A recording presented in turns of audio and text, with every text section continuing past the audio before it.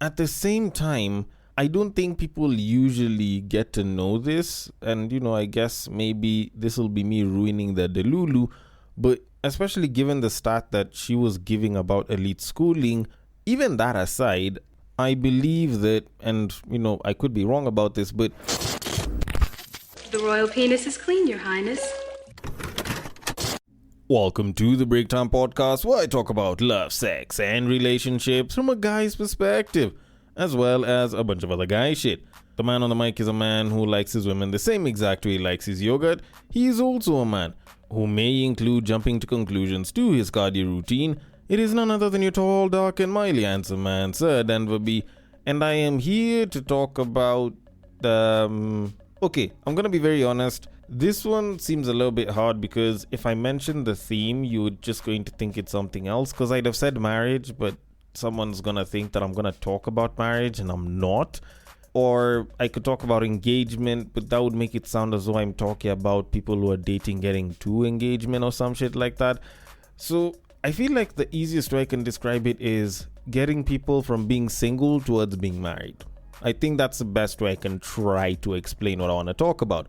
Because for some reason it seems like people seem to be so tired of dating and relationships today that they wish they could just jump to the end game, and they'd end up with the person that they believe should be with them.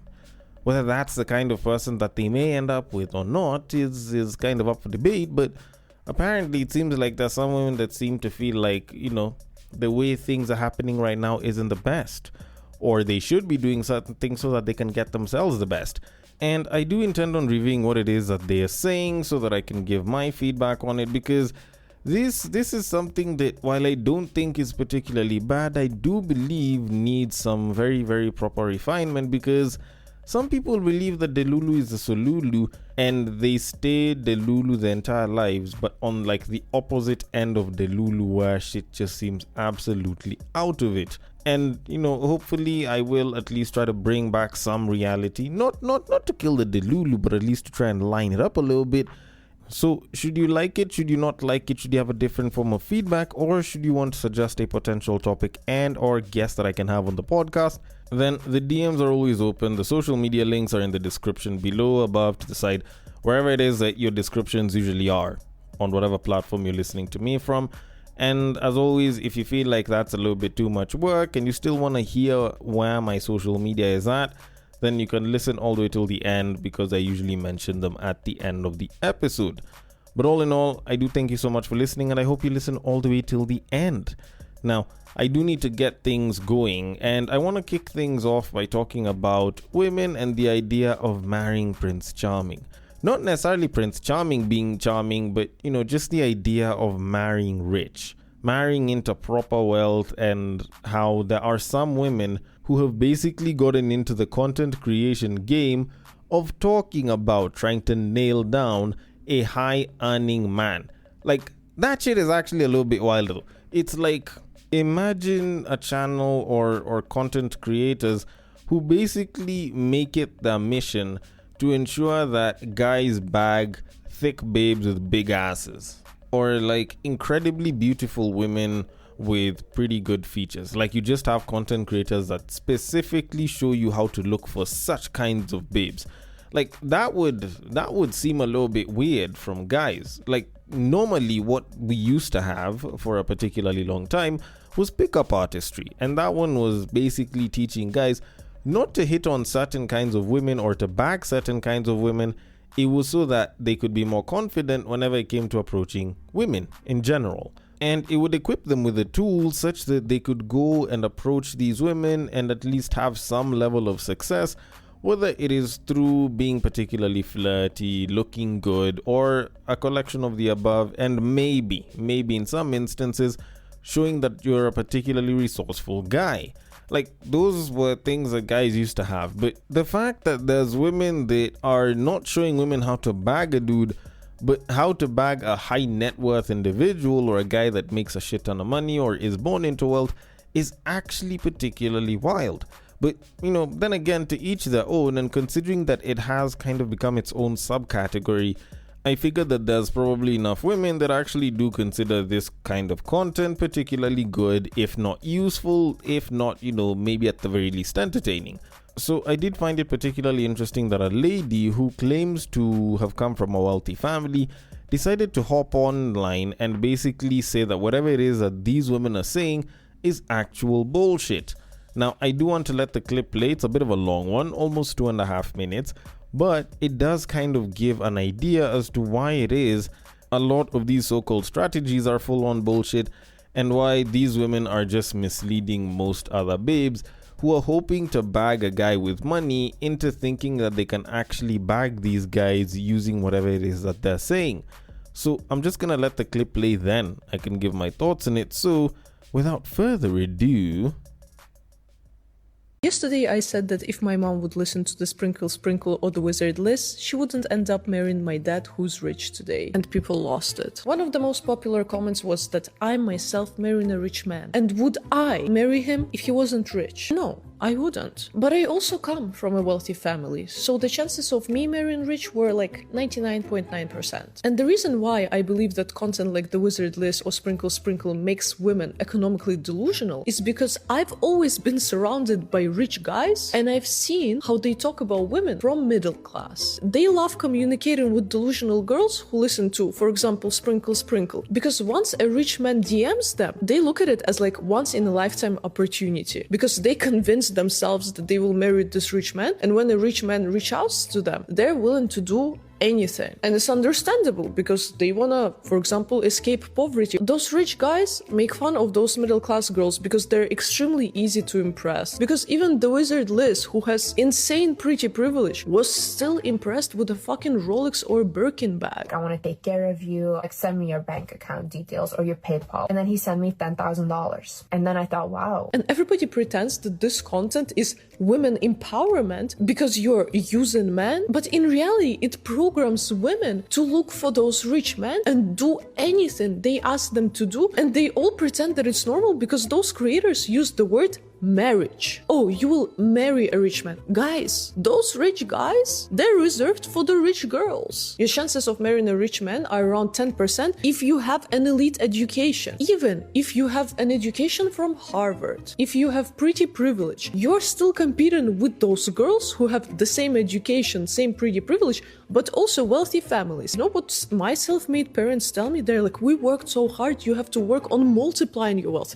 What is the easiest way for me to multiply the wealth?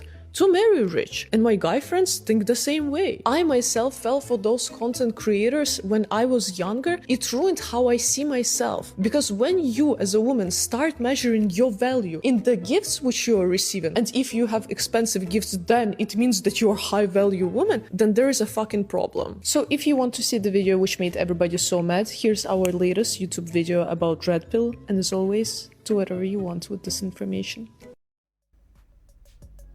Okay. I'm not gonna lie, like, if you actually do listen to this babe, she does sound maybe a little obnoxious, maybe a little arrogant, but considering what she's saying and the fact that she said that, she used to watch these content creators and she used to listen to them, I'd probably just take that that's, her confidence and her speaking from a point of good knowledge, as well as maybe a little bit of experience. But all in all, I do think that she did raise some particularly good points. Now, I know there's someone that's gonna be like, oh, but that doesn't mean that every single rich guy is the same way, blah blah. And yes, this is true. Actually, what she was talking about was like the very, very wealthy types, the 1% of the 1%ers, if you want to put it like that. And yes, there is definitely a point there. But at the same time, I don't think people usually get to know this. And, I guess maybe this will be me ruining the Delulu. But especially given the stat that she was giving about elite schooling, even that aside, I believe that, and, I could be wrong about this, but I believe that it is exceptionally harder for you to meet with someone that makes a lot more money and date and possibly marry them the farther you are from that kind of money.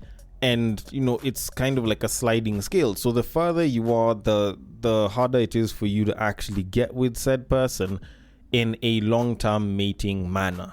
Like, let me put it like that. Smashing, that one is kind of par for the course.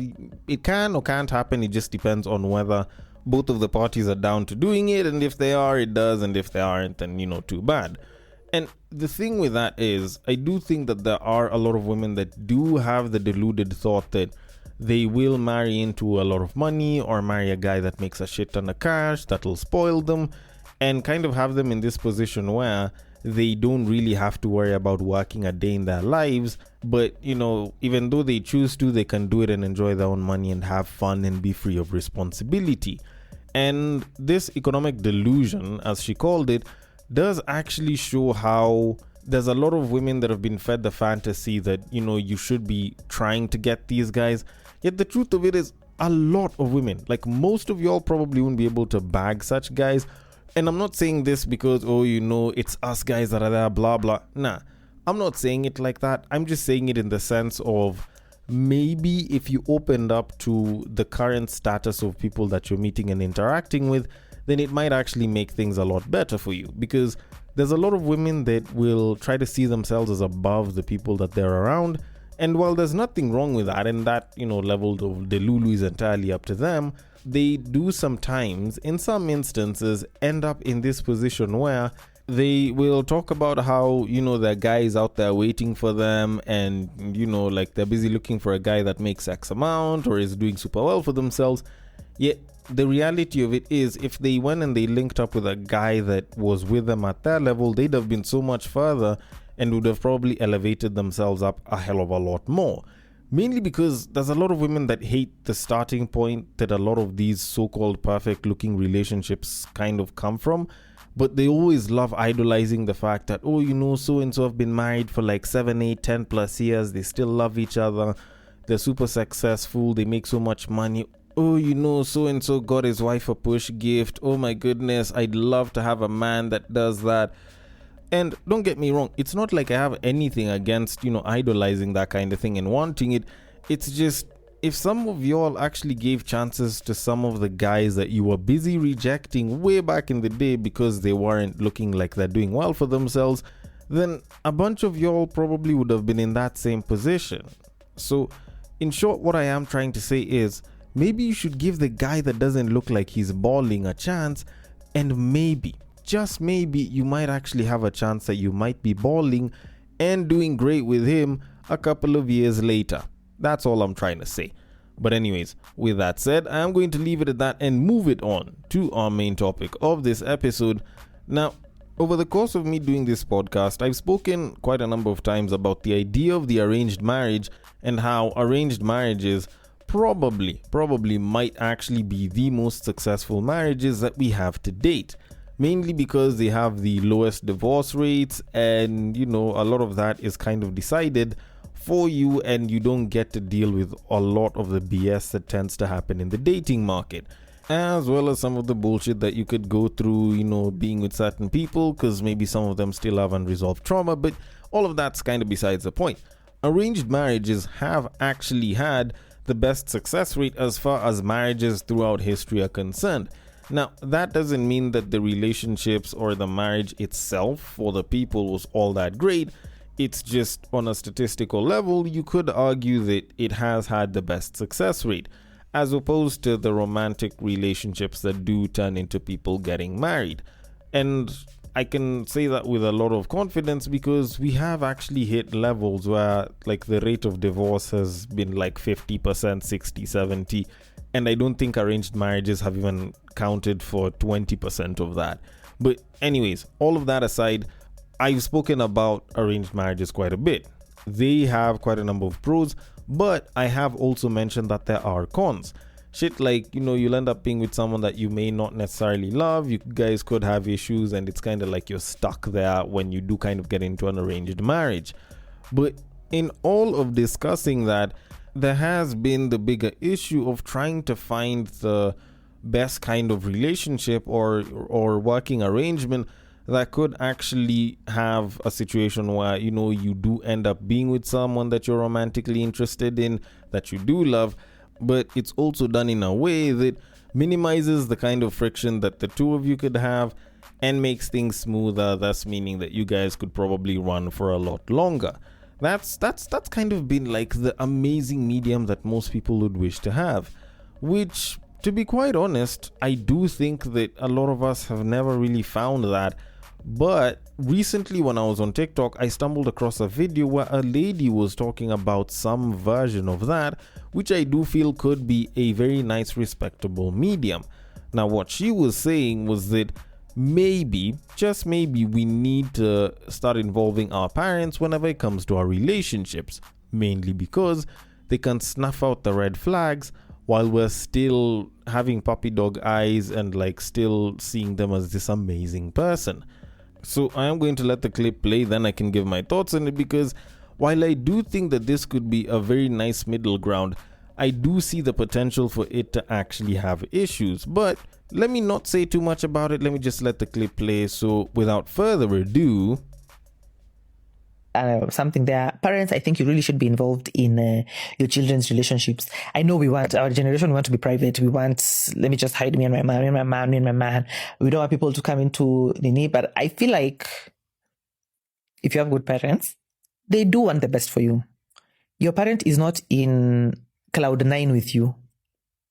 Your parent can see the nonsense. I saw a post that says, parents can sense fake friends and children sense fake relatives. Isn't that true, guys? Isn't that true? And so allow your parents, guys, to meet your partners so that they can tell you, hey, I was going to mulika someone's relationship here. But, your parents can tell you, hey, but even this guy, is even your type? Like, is he... Because later on is when you'll sit down and say, Okay. Particularly interesting sentiments there. And even more interesting is the whole, your parents can sense fake friends the way kids can sense fake relatives, which, you could argue it is particularly true. It's just, I do think that if you bribe the kids well enough, they probably won't be able to sense it. Just the same way I do think that parents can sometimes also be quite fallible whenever it comes to some of these situations. But I don't want to get ahead of myself, so let me cook, okay? Given what she said and the condition that she gave, which is, if you have good parents, then yes, you should involve them in your relationships. Do I think that it is true, or it is something that should be done a little bit more? In the simplest way possible, I'd probably say yes. Just mainly because if you do have good parents and they do want the best for you, they will most likely look for the best for you from the particular person that you end up with. So if it's someone with red flags, they can probably pick it up and, they'll probably figure out a bunch of shit. Also, they've had years of experience, so they probably know what a good relationship is supposed to look like, and they can probably advise you accordingly. Also, there's the instance where, they've just lived through a bunch of life, so they can probably figure out a fake person just by looking at them. And a lot of that does mean that whatever it is that was said just seems true. And if that was it, I'd probably be ending the episode here. It's just, there's a little bit more to this, and I don't know if some of y'all are gonna be very comfortable hearing it, but I kinda have to do it. Now, when it comes down to it, yes, under the simplest of conditions, everything that she said, particularly true. The problem is, a lot of times people actually forget that parents are just as human as us people. They've just had a little bit more time and a little bit more experience being human in their own kind of way. So there could actually be more to this, and it can actually end up sometimes hurting you if you involve your parents. Let me give you a pretty good example. There's instances where women are told, oh, you should be with this guy, he seems really good for you, blah, blah, blah. But while your parents are busy telling you that because they've met him and the guy seems like a great dude, this guy probably does something to you behind closed doors that you aren't comfortable talking about. But for the sake of keeping the relationship going, you seem okay with letting it go on. Or at least you're uncomfortable with it, but you can live with it. Kind of like that. So you go ahead, you're like, oh, I don't know if this is the right person that I should be with. Your parents don't know a lot of the intricate details because you're like, let me leave A, B, and C out of it. And so they're like, no, this is a great person, this is a great person. So you end up marrying this person, you realize a couple of years later that maybe I shouldn't have done this. Then, all of these problems can arise, or maybe you just end up an unhappy person. Also, you can find yourself in a situation where you do end up telling your parents that, but because of some bias or them not seeing it as too big of an issue, they're like, no, but that's okay, don't worry. If you do A, B, and C for your person, then such and such a behavior will probably go away. Of which, for some of the minor things it might, but for some of the things that just turn into much bigger issues down the road, it probably doesn't. So in some ways you could say that yes, this is a real thing and this is a good thing, but I don't think it applies with most, if not every, so-called good parent that's there. And the reason I say this comes down to about two main issues that I have with it. And don't get me wrong, it's not like I have a problem with it. I do think it is a particularly good idea if you have supportive parents that, look out for your best interests at all times. But let's be honest, this isn't a perfect world, and these aren't perfect people, so we might as well critique some of the issues that might come up. Now, of course, you might think you have great parents, good parents, but one of the things that a lot of people tend to forget sometimes whenever it comes to parents is the idea of biases and stereotypes, and how those biases and stereotypes can actually influence their desire for you to get a particular partner or not be with particular people.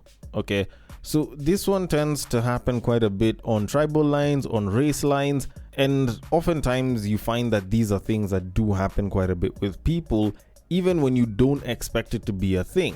So one of the easiest, most blatant ways that you find a lot of parents doing this is you find that because they want to keep, I guess, the bloodline within the same community, they advise you to not marry from outside, or they tell you that you should marry someone from your community. Now, you may not be interested in someone from your community, but you're like, you know what, but I care about this person, I really want to be with them. And they're like, no, like, they're not a bad person, it's just I don't think they'd make a good partner for you because they have this and this behaviors that is very specific to their community, which might not be very good for you, blah blah blah.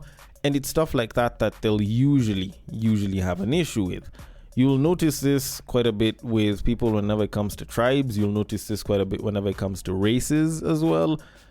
You may notice it whenever it comes to familial setups. So, for example, a father might tell their daughter not to be with a guy that's from a polygamous family because the guy might be pro-polygamy. A guy's parents may be against him being with a certain babe because she's from a single-parent family home. It's certain biases and stereotypes regarding such people, regarding such situations, that can make it particularly hard for your parents to make a conscious, or at least to make an objective decision on whether such a person might be a good fit for you or might be a good partner to you. And that is something that is very, very powerful. And if you are someone that is very influenced by your parents, it might actually influence the end of your relationship as opposed to it progressing to the next level. Then also, the other power is the power of ulterior motives, which, in as much as there are good parents, a lot of them can be swayed by the potential benefits that can come from you choosing to marry into another family, or you marrying someone from a particular family. And this is mainly something that you see happening quite a bit whenever it comes to people in very high net worth levels, and people from royalty and shit. And don't get me wrong, it's not like it's an entirely bad thing. If anything, that's kind of where marriage had originated from. But at the same time, we're looking at marriage from a more romantic perspective. So it does kind of come in as something that could actually make the idea of you being with someone that you really want to be with seem particularly hard, okay? Or at least influence it in a different direction, yet the two of you seem to be doing quite great. And the most common kinds of ulterior motives that you usually see in this case will normally be money, power, and connections. Those ones are usually the ones that a lot of people who might be trying to get married to someone may end up being influenced to go into a relationship or to get out of a relationship so that they can be with someone else, just for those particular motives alone. So, for example, you might find that there's a babe that has been having a very rocky relationship with a particular guy, but the guy is from a very wealthy family that's very connected and is pretty high up the social status ladder. And your parents might look at it and be like, oh shit, this could actually be very big for us in some direct or indirect way. So, of course, they'll be like, no, but just give him a chance. Oh, you two can work it out. You guys just need to come sit down. We can even talk to you. And the thing is, like, you might be thinking, oh, my parents care about us and they really want us to work out. Kumbe, your parents are looking at it and they're like, us guys want to be associated with that level of people, that caliber. And while it might seem like it's social climbing on one end, at the end of the day, like I said, a lot of marriages actually did work like this back in the day, where people were trying to join kinship at a much higher level so that they could preserve wealth, so that they could grow the wealth, and so that they could achieve even more power. So it is something that does happen, but can I say that it's a bad thing or a good thing? Honestly, I can't. Like, that's not really my place to say, but I do believe that it is something that can hinder your very good parents from making a very good decision, because that can actually just change things up a notch.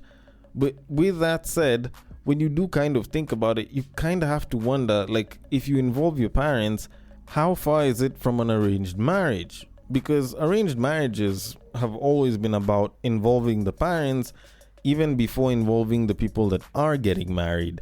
So when you bring the parents back, does it make it a little bit more of an arranged marriage?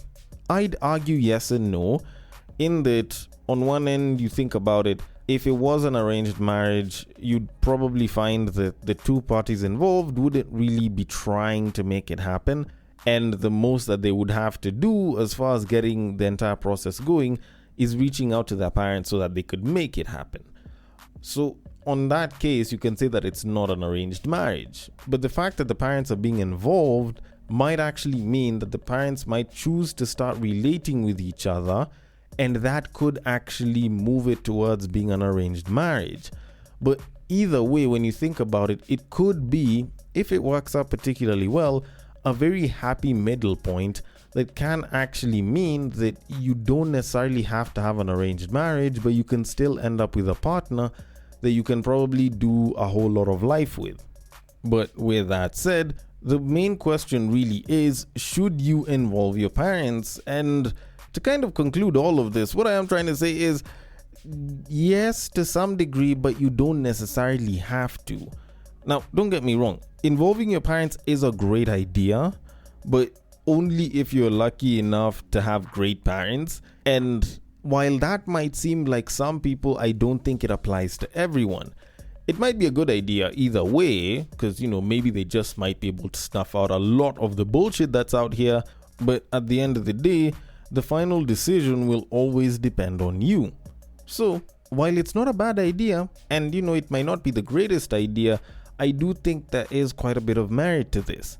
But then again, maybe I might be looking at it from a bit too critical of a point. Maybe I am being too critical on the fact that parents are human. Maybe I could be wrong, but either way, I want your thoughts on it. The DMs are open on IG. It is at the Breaktime_podcast. On Facebook, it is at the Breaktime Podcast. On X, it is at Bagaka the D. And on Bluesky, it is at the BreaktimePod.bsky.social. Thank you so much for listening all the way till the end, and I will catch you guys on the next break. But what I believe is that if you put a pastor and a prostitute in one room, one is likely to convert the other.